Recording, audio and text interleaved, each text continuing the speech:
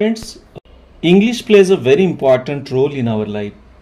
As we live in the 21st century, this is the age of globalization, computer and technology.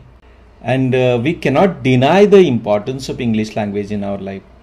म्हणजे आपण 21व्या शतकामध्ये मार्गक्रमण करत असताना आपण इंग्लिशकडे दुर्लक्ष करून चालणार नाही आणि इंग्रजी भाषेचं आपल्या आयुष्यामध्ये अनन्यसाधारण अशा पद्धतीचं महत्त्व आहे.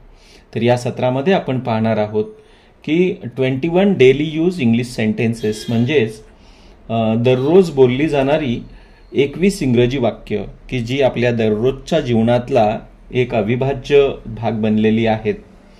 तर चला तर मग पाहूया आपण ती वाक्य कोणती आहेत.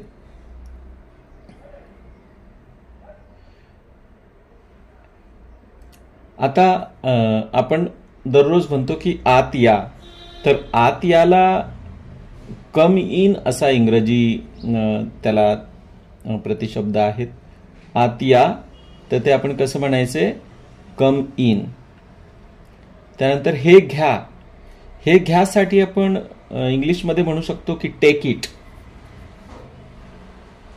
त्यानंतर तिकडे जा, तिकडे जा साठी इंग्रजीमध्ये म्हटलं जातं गो देअर.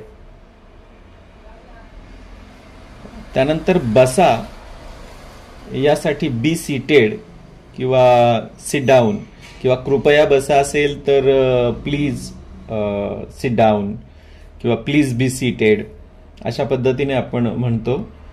त्यानंतर तयार व्हा यासाठी गेट रेडी. तयार व्हा म्हणजेच गेट रेडी.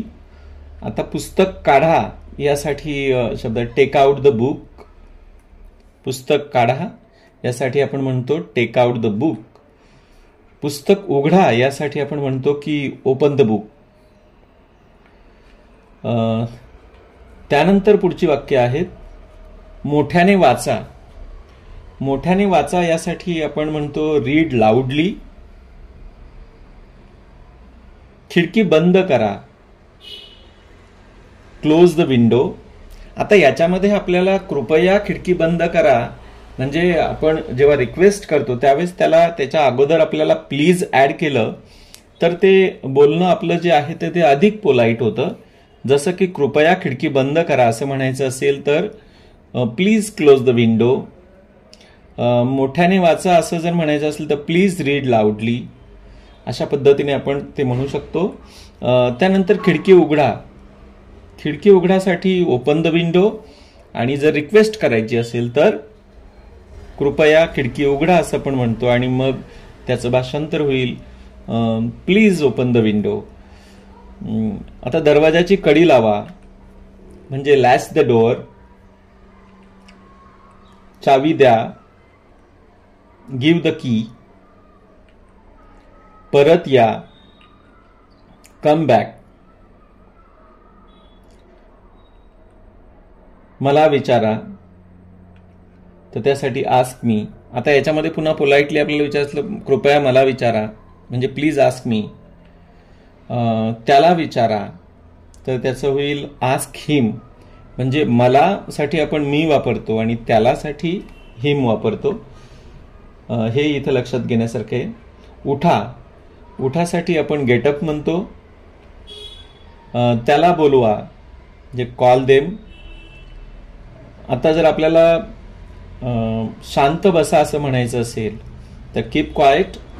आता जर पोलाइटली आपल्याला म्हणायचं असेल तर प्लीज कीप क्वाइट. इथून जा म्हणजे गेट लॉस्ट. रागारागाने म्हणतो आपल्याला तेव्हा आपण रागारागाने म्हणताना आपण गेट लॉस्ट असं म्हणतो. खाली उतरा, गेट डाऊन. बाहेर जा यासाठी आपण म्हणतो गेट आउट. तर ही काही इंग्रजी वाक्य आपण दैनंदिन जीवनाचा आपल्या ते अविभाज्य भाग आहेत. तर ही जी वाक्य आहेत तर ती आपल्या दैनंदिन जीवनाचा अविभाज्य भाग बनलेली आहेत. अशीच काही वाक्य आपण पुढच्या सत्रामध्ये देखील पाहणार आहोत. सो कीप वॉचिंग आवर व्हिडिओज. थँक्यू.